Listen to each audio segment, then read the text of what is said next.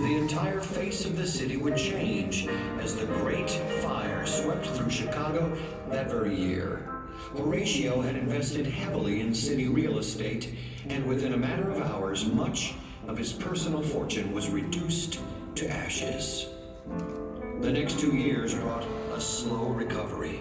As Chicago underwent a rebuilding process, Spafford decided to give his family a fresh look at life, planning an ocean voyage to Europe for Anna and daughters Annie, Maggie, Bessie, and Tanetta, who ranged in age from 3 to 11 years. Active in evangelistic efforts at the time, the Spaffords also hoped to meet up with Dwight L. Moody, assisting him in the crusade he would be preaching in England. On the day of the family's departure, circumstances detained Horatio, so Anna and the girls were sent ahead, sailing from New York Harbor on the ocean liner SS Ville de Havre for the west coast of France. In the early hours of November 22nd, 1873, the massive French steamship would face disaster 1 week into its transatlantic journey. Amidst an atmosphere of warning bells, darkness, and confusion, the Ville de Havre collided with a Scottish three-masted clipper named Loch Earn. The Ville de Havre sank to the ocean floor within 12 minutes. 226 people lost their lives. The crew of the crippled Loch Earn struggled to stay afloat as they scattered to rescue the perishing. Anna Spafford was discovered on a floating plank, unconscious and alone.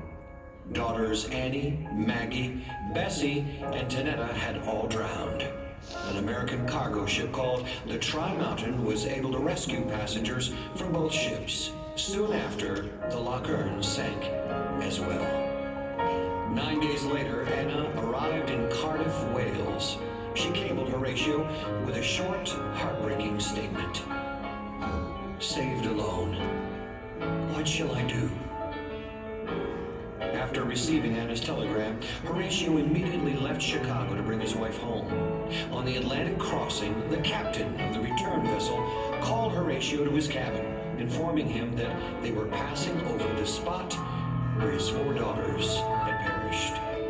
As a result, Horatio would write the glorious words to "It is well with my soul." Inspired by the loss of his 4 little girls, the hymn has proved to be a testament of hope, trust, and gratitude toward a merciful Savior, and in the many decades since, a lighthouse of sorts to the grieving.